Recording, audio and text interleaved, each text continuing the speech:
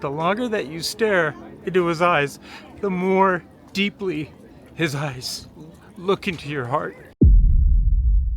Good morning, everyone. Well, we're getting ready to head out of town to Flagstaff, Arizona for Jerry's family reunion. It's going to be a ton of fun. But today what I thought I would do is show you what I do before we go out of town to make sure the garden gets watered while we're away. Now, I know I have some batteries that need to be changed in my drip irrigation timer right back there. And I want to run through a quick drip check to make sure everything is working like clockwork so the garden is a-okay while we're gone. So let's go. I have 5 different timers that water my entire garden. That way I can customize the watering depending on where the plants are. So what I have here is I have everything labeled by zone, 1 through 5 on these 3 timers here. And what I do to keep track of which garden bed is on which zone is I simply have a list here on the Notes app on my phone. So that way if I need to make adjustments on any of the zones, I know exactly which garden beds and containers they go to. So first off, I always check the battery level on my timers before we leave to make sure that they don't run out of battery. So here we can see we've got a full battery on this one, full battery, and a full battery. So we're all good on these 3 timers here. Now I have another timer down in the garden nook, so let's go check that. Now one year we went on vacation pre-Mr. Landscaper days and I didn't have good timers. They didn't go off as they should and everything got toasted. So I vowed I would never do that again. Down here in the garden nook, I have zones 6 and 7 as well as a hose that I can use at my potting bench. And thanks to my little list on my notes, I know that zones 6 and 7 water the areas down here and the garden nook and the chill zone. But let's just do a little battery check on this one. Oh, good thing I checked. That one only has 2 bars. Now it might be enough, but I just don't want to take the chance. I'm going to change out the batteries on this timer to ensure all the garden gets watered while we're gone. We don't have any malfunctions. Super easy to change out the batteries. Just squeeze and pop out the little battery compartment in the back. Got 2 AA's.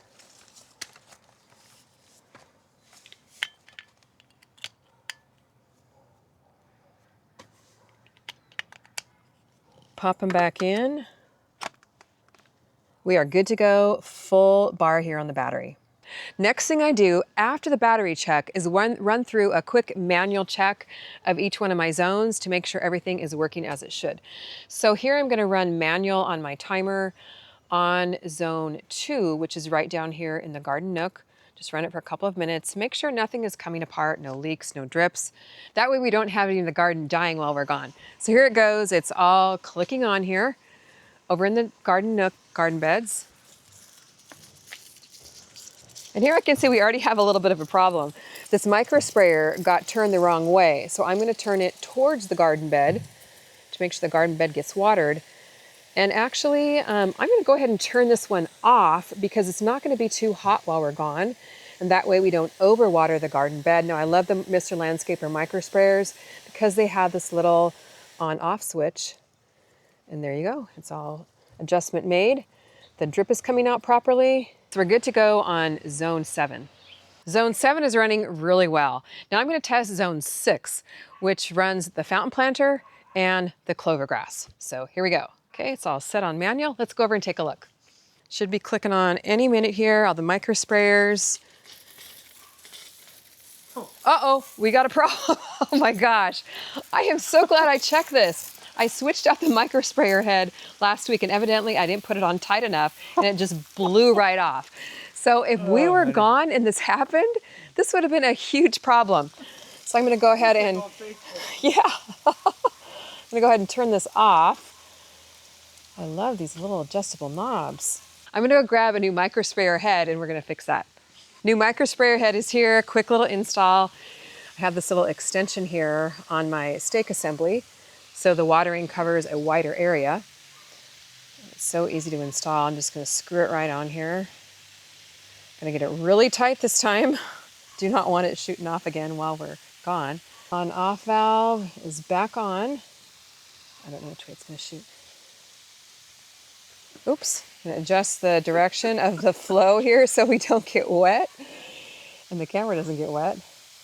And we are back in business. Really glad to see the clover grass microsprayers are working really well.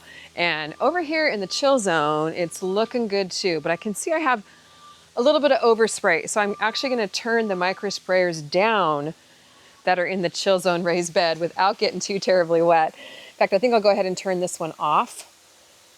And I actually have this one on double microspray and drip irrigation just to get extra watering in the heat. It's supposed to be nice and cool while we're gone. So these will go off. And I think we're all good to go with our drip check. Now, I really encourage you guys, do this before you go on vacation. That way your garden doesn't suffer while you're gone. And that's the beauty of the Mr. Landscaper system. You can pretty much just set it and forget it, have everything on autopilot so your garden does well. Really looking forward to our trip. We're gonna be flying into Phoenix, then heading to Flagstaff for the family reunion, and then making a stop in Sedona, Arizona. So you definitely wanna make sure you watch the rest of the video for that. So we'll see you guys in Arizona.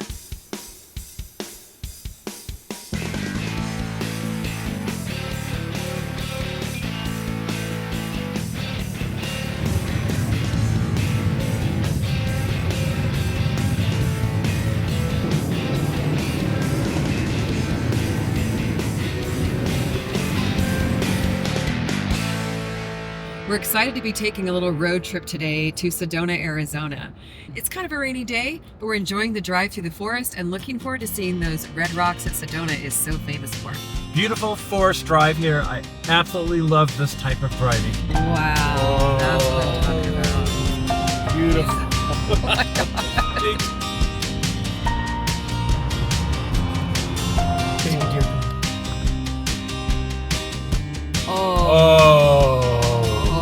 Beautiful. Oh my gosh. State Park, 1/2 mile. Oh, that is gorgeous.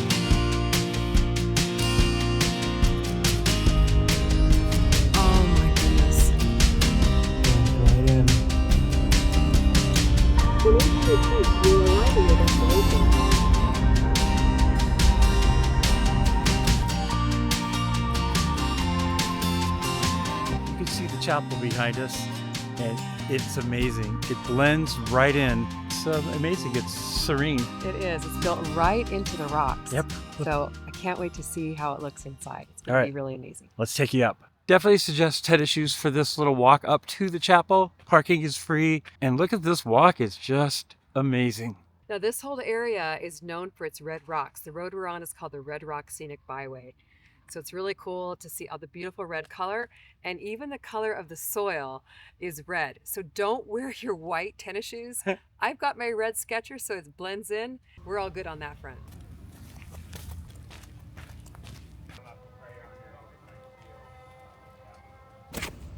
These Jerry trips.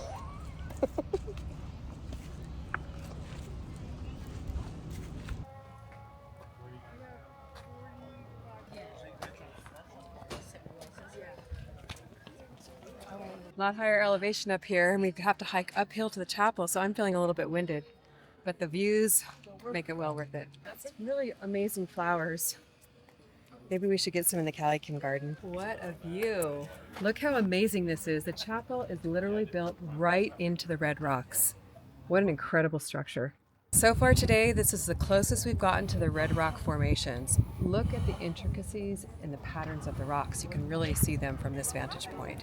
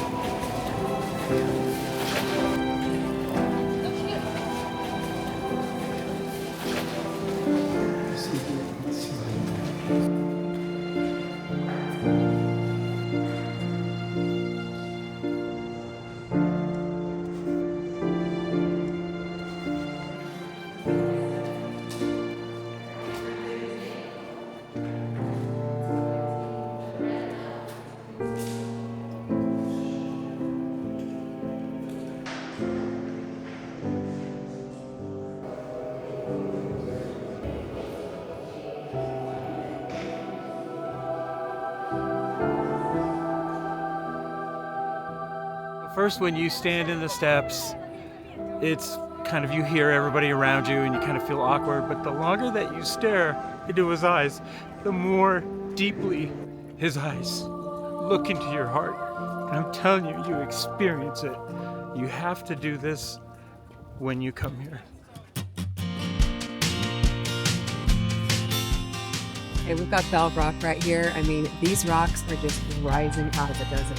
Absolutely incredible views. They're really just stopping us in our tracks. It's amazing.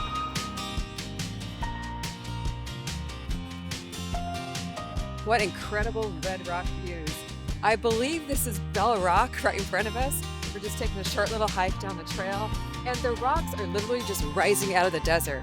If you ever have a chance to stop here in Sedona, highly recommend it. It's Sunday today, so it is a little bit crowded, so you can come during the week.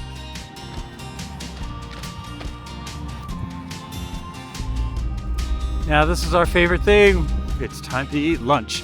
And look at this view that we have for our lunch view.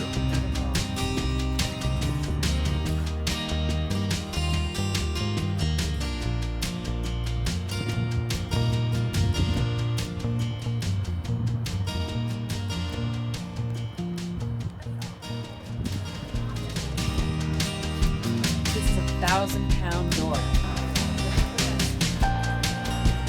1,000 pounds? 1,000 pounds. Wow, beautiful.